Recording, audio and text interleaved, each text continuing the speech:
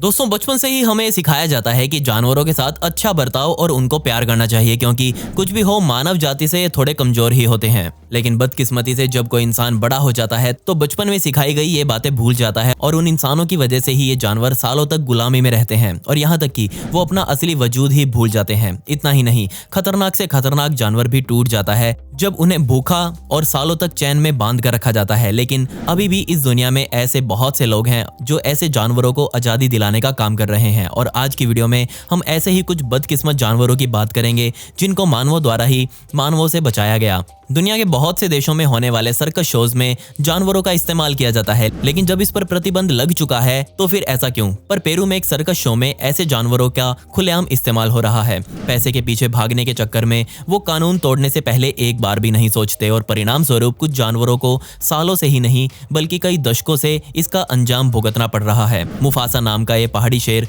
जिसे धक्के से नशे करवाकर सर्कस में शो के लिए लाया जाता था और ये सब कुछ 20 सालों तक चला। 20 सालों तक मुफासा सर्कस में शो वालों के साथ घूम घूम कर अधमरी हालत में शोज करता। उसे हमेशा एक ट्रॉली के साथ बांध कर रखा जाता था। लेकिन तभी इसके बारे में एक एनजीओ को पता चला और उन्होंने इस शेर को बचाने की सोची। एडीआई नाम की ये टीम मुफासा के साथ और भी कई जानवरों को वहां से बाहर निकाल कर ले गई। जब एनजीओ वालों ने पहली बार मुफासा को देखा तो वो बेहोशी की हालत में था। उसे हर रोज बेहद खतरनाक तरीके से नशा करवाकर वहां रखा जाता था। बाहर से दिखने में शेर पर अंदर से बिल्कुल खोखला हो चुका था, इतना खोखला कि वो अपना वजूद ही भूल चुका था। जब उसे जंगल में रहने के लिए लाया गया तो उसे समझ ही नहीं आया कि वो क्या करे। इसी कारण उसे पहले एक नेशनल पार्क में रखा गया। उसकी देखभाल अच्छे से की गई और 20 साल में पहली बार मुफासा ने पेट भरकर खाना खाया।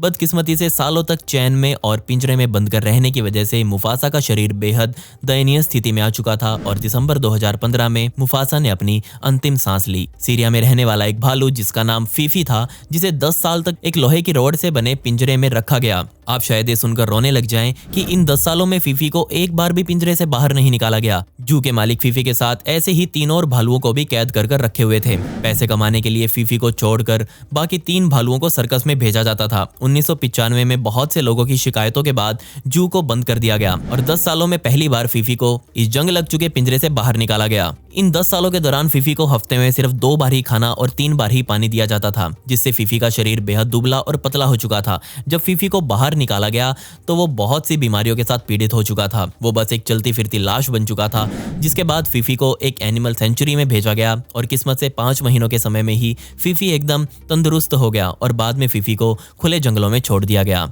आप कभी ना कभी जू में जरूर गए होंगे और देखा होगा कि जानवर इधर उधर घूम रहे हैं, लेकिन क्या सभी जू की हालत अच्छी ही होती है? मेरे ख्याल से तो नहीं। पेंसिल्वेनिया के एक रोड साइड जू में जब एनिमल राइट ऑर्गेनाइजेशन की टीम वहां पहुंची तो उनको कुछ देर के लिए समझ ही नहीं आया कि यहाँ हो क्या रहा है। एक छोटी सी चिड़िया से लेकर बड़े से बड़े शेर या भालू तक हर किसी को लोहे की तारों से बने पिंजरे में रखा गया था। आप सोच कर देखिए, सर्दी हो या गर्मी या फिर वहाँ बारिश ही क्यों ना हो रही हो, एक जानवर खुले पिंजरे के अंदर रहता है तो कैसा फील होता होगा। जब वो सोकर उठते होंगे तो उनके पास एक कदम आगे बढ़ने की भी जगह नहीं होती होगी। ये दिल दहला देने वाली घटना जिसने भी सुनी उनकी आंखों में पानी जरूर आ गया। वहाँ के जानवरों को खाने में नींद की दवाई मिलाकर दी जाती थी। सबसे ज्यादा मुश्किल में जो जानवर था वो वहाँ रहने वाला टाइगर था। उसे उस पिंजरे में बहुत साल पहले डाला गया था और वो एक फुर्तीला जानवर था और जब किसी फुर्तीले जानवर को सिमट कर रखा जाए और उसे कोई भागने के लिए जगह ना मिले तो सोच कर देखिए उस पर क्या बीतती होगी। शायद आप विश्वास न करें, लेकिन वहाँ इतने सारे जानवरों को बांध कर रखा गया था कि सबको बाहर निकालने में